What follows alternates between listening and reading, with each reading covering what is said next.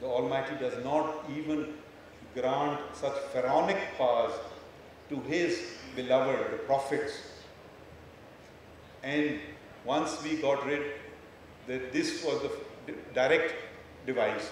The indirect device was the Article 58(2)(b) of the Constitution, which is no longer there, which was first used by Ghulam Ishaq Khan because of a speech given by the then Prime Minister Mir Mohammad Nawaz Sharif on 17th of April 1993, and then the same power of sacking the government.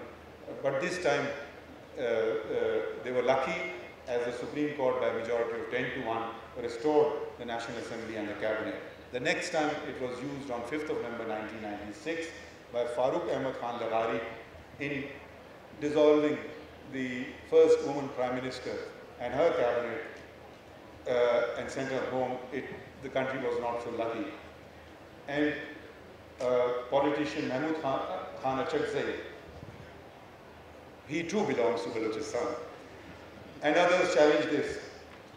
And the then Chief Justice Azad Ali Shah said this, I quote him, in fact, Article 58(2)(b) has shut the door on martial law forever. Could anyone have been so wrong? Because on 12th of October 1999, another general struck General Pervez Musharraf and seized power. And this was again validated by the Supreme Court by a voluminous judgment of running into 287 paragraphs by the then Chief Justice Irshad Hasan Khan. And here, how did the Supreme Court endorse his dictatorial rule? It said, state necessity, and used a Latin maxim, which no one in Pakistan understood, so it sounds good. Salus populi suprema lex, and had the audacity to say that this doctrine is recognized, quote, and these are quotes, recognized not only in Islam and other religions of the world, but also accepted by eminent international jurists. General Musharraf struck twice, again on 3rd of November 2007. I just should mention the earlier attacks and the later attacks were different. Ziaul Haq and then all later dictators realized that first of all, I will now use Excellency Stirner's love of cricket, that you must not only get an umpire of your choice, you must fix the field, you must permit ball tampering. What am I saying? First, judges take an oath of loyalty to me, the dictator of the day, and then hear the cases. So this is the new set that started by first compelling judges to take oath, and those who did not take went home. Justice Dorab Patel had set a great precedent, which sadly few followed. He manipulated a petition filed by Tikka Muhammad Iqbal, and which got endorsed in virtually 20 days. He incarcerated the then Chief Justice of Pakistan and 13 judges of the Supreme Court. A nationwide protest ensued. Nationwide. That's where your responsibility comes in. Known as the lawyers' movement, but I think it was all of civil society. And we have one articulate member of that society on the bench, as a speaker. It's just a mere coincidence that he's from Balochistan. And judges were finally restored on 23rd of March 2009. Finally, and I hope this is the final nail in the coffin, a 14-member bench of the Supreme Court, headed by Iftikhar Muhammad Chaudhary, allowed the petition filed by the Sindh High Court Bar Association, uprooted the decision in Tikka Muhammad Khan, and all earlier decisions of the Supreme Court where they had validated unconstitutional dictatorial military rule. It was, Chaudhary Sahib wrote 200 paragraphs.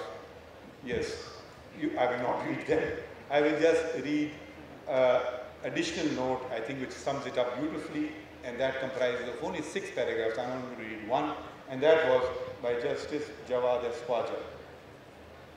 He writes, can constitutional legitimacy flow from the force of arms, or, as is more graphically put at times, from the barrel of a gun? And if reliance on coercive forces gaining power is legitimized or condoned, there can be no rational basis for decrying the assault on the writ of the state by any band of marauders, robbers, adventurers, and zealots of varying extremes in the political spectrum, who undoubtedly will be encouraged in adopting similar use of arms and violence to force their ideological creeds on the people of Pakistan. The people of Pakistan have consciously chosen the method for their own governance. The Constitution is a document which, at the conscious level, records in classical terms the social contract between the people and those who they choose to entrust with the governance of the state. Courts have nothing to do with it. And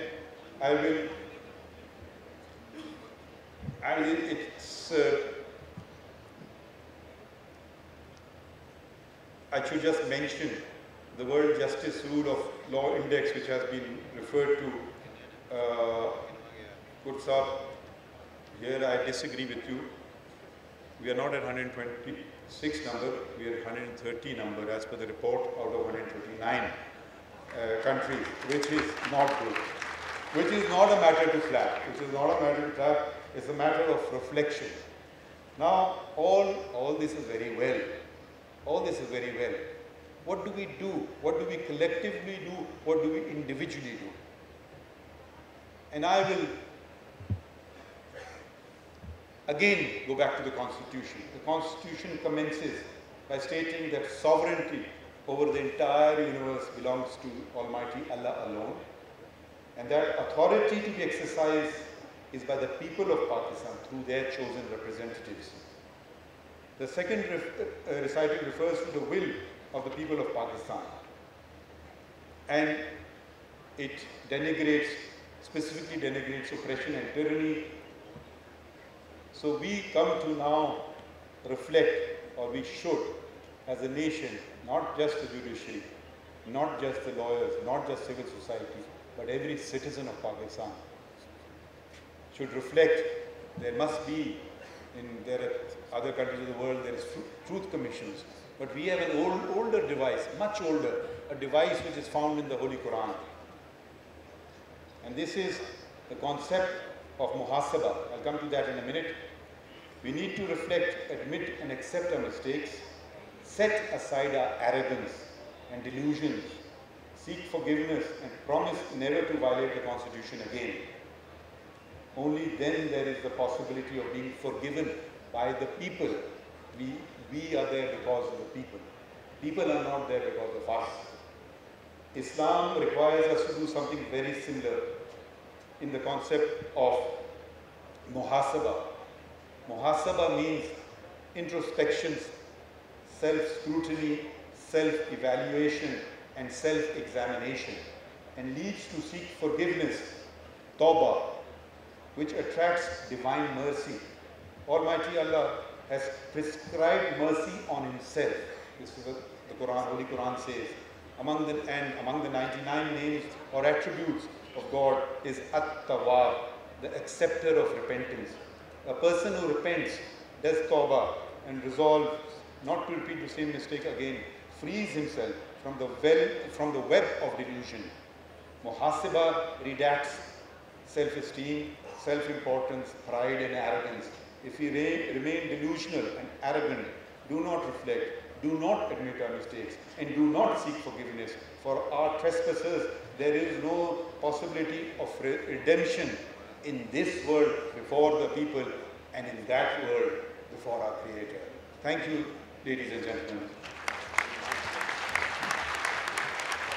Thank you so much. Sir, ये phone आपका. Thank you, sir. Thank you so much, Justice Qazi Faiz Issa, for your enlightening address paper. जज साहब से मैं ये भी दरख्वास्त करूँगा कि अगर आप क्योंकि ये काम करते हैं जजमेंट्स में, इसका उर्दू तर्जुमा अगर आप हमें फ़राहम करें آج کے اس پیپر کا تو ہم اسے آسمان جہانگیر فاؤنڈیشن کے ویب سائٹ پہ لگائیں گے. آپ نے پوری ہسٹری کا احاطہ کیا.